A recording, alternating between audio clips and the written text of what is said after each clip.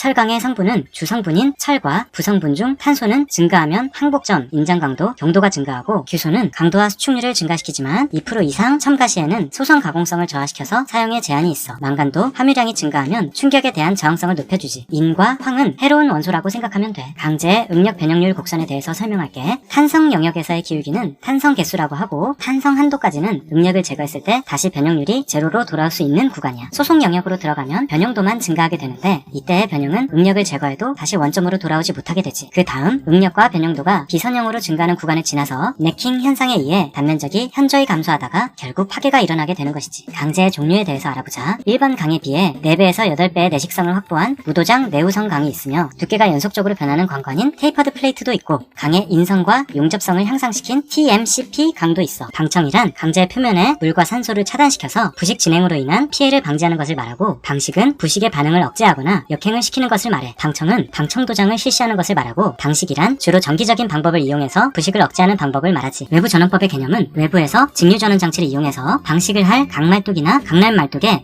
전극을 접속시키고 지중에는 양전극을 접속시켜서 피방식체에 방식 전류를 공급하는 방법이야. 희생양극법은 비방식체보다 전위가 낮은 비금속체인 알루미늄, 마그네슘, 아연 등의 양극을 강 구조물에 접속시키고 피방식체와 비금속 간의 전이차로 발생하는 전류를 방식 전류로 이용하는 방법이야. 강제 연결 방법의 분류에는 리벳 이음과 고장력 볼트 이음이 있고 용접 이음이 있어. 용접 이음은 금속 표면을 유동 상태까지 가열해서 부재가 용해돼서 부착되도록 하는 연결 방법이야. 용접의 방법에 따른 분류에는 이음부를 녹여서 접합하는 융접, 이음부를 가열해서 유연하게 한 뒤 압력을 가해 붙이는 압접, 융점이 낮은 금속을 접합점에 첨가해서 접합하는 납접이 있어. 고장력 볼트 이음은 고장력 강재질의 볼트와 너트를 강하게 조여서 마찰면에 일어나는 마찰력과 전단 응력 등으로 부재를 연결하는 방법이야. 고장력 볼트의 접합법에는 마찰 접합, 인장 접합, 지압 접합이 있어. 리벳 이음은 2장 이상의 강판을 겹쳐서 구멍을 내고 가열한 리벳을 삽입시킨 후에 표면에 나온 축의 단부를 두들겨서 두부를 형성하는 이음이야. 용접부 검사 방법별 비교표를 한번 정독해보자. 유관 검사는 모든 타입에 대해 선행하는 검사법이고 비용이 저렴하고 직관적인 방법인 대신에 표면 결함에 한정해서 알 수 있고 방사선 검사는 V, X, 홈 용접에 주로 적용되는데 경험자만이 수행할 수 있고 비용이 고가인 단점이 있어. 나머지 3가지 검사는 홈 용접, 필렛 용접부를 대상으로 하는 방법인데 자분 탐상 검사는 표면 결함 조사가 용이하고 즉석 판단이 가능하지만 자성 물질에 한해 검사가 가능하고 약액 침투 검사는 간편하고 비용이 저렴한 대신에 표면 결함에만 적용이 가능하며 초음파 검사는 정밀 신속하게 판단할 수 있는 대신 검사 수행자의 경험이 필요하고 결함 종류를 구분하기가 난이한 단점이 있어. 검사를 수행하는 과정에서 용접부의 불균일성을 발견하게 되는데 이 불균일성을 불연속 지시라고 해. 용접 구조물의 안정성 및 사용 목적을 손상시킬 수 있는 특정한 형태의 불연속 지시를 용접 결함이라고 부르지. 그럼 용접 결함의 종류에 대해서 알아볼까? 기공은 용접부 표면이나 내부에 존재하는 결함으로 통상 구형으로 존재해.